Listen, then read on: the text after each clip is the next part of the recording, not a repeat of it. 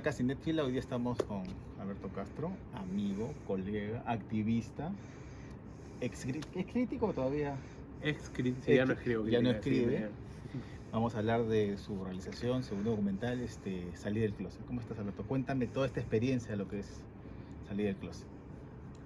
Bueno, el proyecto tiene muchos años encima, ¿no? Que creo que es bastante común en el cine peruano. En general, todas las películas se toman mucho tiempo encerrarse por financiamiento, porque sigue siendo difícil hacer cine en este país, ¿no? Y qué decir de estrenar. Entonces, creo que incluso llegó un momento en el cual no sabía si la película iba a ver los cines. Que se estrene en cines ya para mí es un gigantesco logro. Que se estrene en cines comerciales, más todavía, ¿no? Eh, y eso, creo que es una película que yo siento que necesitaba hacer. Nació en un momento de mi vida en el cual necesitaba aún resolver muchas cosas mías. Entonces sí ha sido un proceso muy personal y muy de preguntarme o desafiarme a mí mismo sobre cosas que no tenía claras, ¿no? Entonces es un proceso bonito. Estrenar creo que también cierra un poco esa etapa, ¿no? Ya la habíamos visto en la semana del cine, pero estrenarla comercialmente termina creo que cerrar todo el proceso, ¿no? Sí, yo contigo hablé hace unos meses, porque yo lo estoy viendo ya por segunda vez porque la vi en el festival contigo y estabas pues con esas tratativas, ¿no? Que solo se iba a estrenar under, ahora ya tienes más o menos ahora una cadena de cine que en cierta manera te está apoyando. ¿Cómo ves ahora el proceso de la película en sí? ¿Cómo te sientes haber terminado ya todo esto? Sí, de hecho, como tú dices, originalmente, quizás por experiencias pasadas, sabemos que las películas peruanas les va mal, ¿no? Eh, Pensé que la íbamos a estrenar solo en cines alternativos, ¿no? Además también por un tema de salud mental, en el sentido de que estrenar es muy difícil, es muy agotador, es lidiar con demasiadas cosas que a veces no entiendes, o sea, no entiendes no en el sentido de que no las comprendas, sino de no entiendes por qué quizás no te dan tantas oportunidades algunas cadenas de cine, ¿no? Algunas salas, por qué te limitan a determinados horarios, por qué de un día para otro te quitan horarios, ¿no? Entonces, toda esa pelea creo que quise evitármela, eh, pero de pronto aquí estoy. Lo que sucedió es que yo toqué las puertas de algunas cadenas, ¿no? Les presenté la película y la cadena que me respondió fue Cineplanet.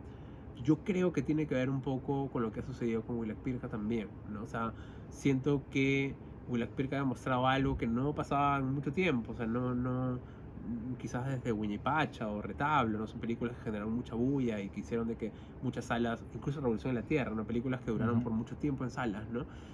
Siento que eso hizo de que quizás la cadena de cine, que Cineplanet, diga, ok, quizás hay algunas películas que podemos como acogerlas y para, digamos, la gente de programación de Cineplanet vieron la película y la vieron quizás como una de ellas. Obviamente implica abrir pequeño, ¿no? O sea, no me van Claro, a es como cenar en es un muchas salas, contenido ¿no? alternativo en todo el sentido de la palabra, muy aparte Exacto. de ser un documental también centrado pues en temática LGTB y todo eso, ¿no? Y tú sabes todo lo que Sí, concierne a obvio. eso, ¿no? Por eso se abren pocas salas, ¿no? O sea, si de pronto empiezan a llenarse, los comentarios empiezan a salir, la gente empieza a pedirla, yo me imagino que podrías hacer algo parecido a lo de Willac Pirca, porque claro, ahorita se habla de Willac Pirca, pero la película se estrenó y Ujú. las cifras no es que fueran tan grandes, no eran tantas salas, ¿no? Entonces, que una película peruana haya empezado de una forma y en la semana 5 esté en su nivel más alto es Claro, es lo que increíble. es lo que es al revés, ¿no? Cuando tú Mm, estrenas la película y ha pasado, se va la semana. Acá ha empezado con la idea que se iba a ir a la semana y ha ido retomando ese camino. sí. Entonces, eso hay que señalarlo importante. Cuéntame un poco la experiencia de toda la realización. Me ha dicho que ha sufrido demasiado. Había momentos que no había pues plata, murieron cámaras en el camino. Cuéntame todo eso. Sí, o sea, yo originalmente, como me imagino la mayoría de cineastas, uno empieza buscando fondos, ¿no? Empieza entrando al Ministerio de Cultura, a los concursos de AFO, Ibermedia, cosas así. No sucedía para mí, no sucedió por muchos años. O sea, Invasión Draga es una película que también se hizo autogestionada, ¿no? Salir del closet también fue así. Llegó un momento en el cual era, ok, me cansé de buscar fondos, me cansé de esperar y necesito grabar. También era una cosa, como es una película tan personal y sobre un proceso tan mío, sentía que en ese momento necesitaba hacerlo. O sea, yo ahorita hacer una película como Salir del Closet no creo que la pueda hacer, porque yo ahorita ya estoy en un momento de mi vida un poco diferente, ¿no? Pero en ese momento en el que empecé a grabarla, estaba en ese momento y necesitaba hacerlo en ese momento, con esas energías, con esas dudas, con esas inquietudes, con esos miedos. Y salgo a la calle a grabar con dos personas. Éramos tres personas en rodaje, dos cámaras mías pequeñas, unas cámaras Nikon de fotografía, Hoy por hoy se pueden grabar películas hasta con celulares. La dificultad no está ahí, la dificultad está luego en la postproducción. Pero digamos, salí a grabar sin fondos, yo trabajo en otras cosas, entonces grabamos solamente los fines de semana. Y así grabé por varios fines de semana hasta que eventualmente se quemó una de las cámaras. Como dices, una de las cámaras murió con la grabación de esta película. Y, y ahí fue. Y ahí se acabó porque ya no podía más, ya no tenía dos cámaras, necesitaba dos cámaras, ¿no? Luego viene el proceso quizás más largo, que es el proceso de cómo terminar la película. O sea, uno puede grabar películas con celulares sin ningún problema, pero de ahí a proyectarlas en cine, sí tienes que vivir un proceso de postproducción que cumpla determinados requisitos, ¿no? Tienes que encargarte de la corrección de color, de la mezcla de sonido, porque si bien puedes grabar y que tu sonido directo no sea necesariamente tan bueno, la postproducción sí puede hacer que ese sonido funcione en una sala de cine. Tienes que tener música, tienes que hacer un DCP. Un DCP no es un archivo común de películas, es un archivo que además cuesta bastante plata hacerlo, ¿no? Entonces luego empieza mi búsqueda de cosas. Encuentro a Promsex, encuentro a Ivos, encuentro a Unión Europea. Todos ellos empiezan a ver la película o los avances de la película y apoyar el proceso de postproducción.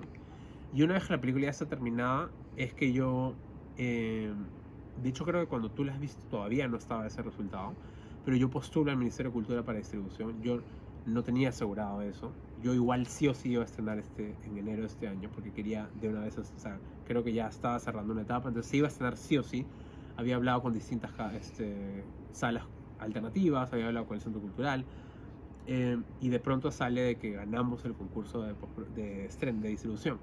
Lo cual para mí también fue muy bonito. O sea, yo de haber perdido, porque postulé 2 veces con ese proyecto, de haber perdido 2 veces en el momento de la pre, o sea, antes de que nada se haya grabado, que el mismo ministerio haya visto una película terminada y haya dicho que esta película sí merece ser estrenada, eso fue como bien gratificante, ¿no? O sea, quizás en el papel, en los documentos, en la documentación no se veía lo que finalmente se ha podido ver en la película ya hecha, ¿no?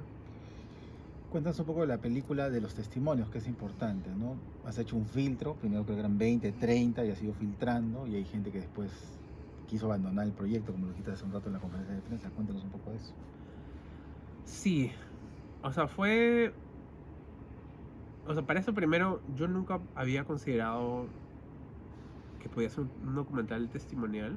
Es bien loco porque siento que en las escuelas de cine o en las universidades de audiovisuales tienes una visión muy estricta de cómo funcionan las películas, qué tipo de películas quieres hacer. Todos los que entran a estudiar cine piensan que van a ser directores de una película de ficción y que van a ser Stanley Kubrick y que van a hacer ese tipo de pelis, ¿no? Creo que es un poco la...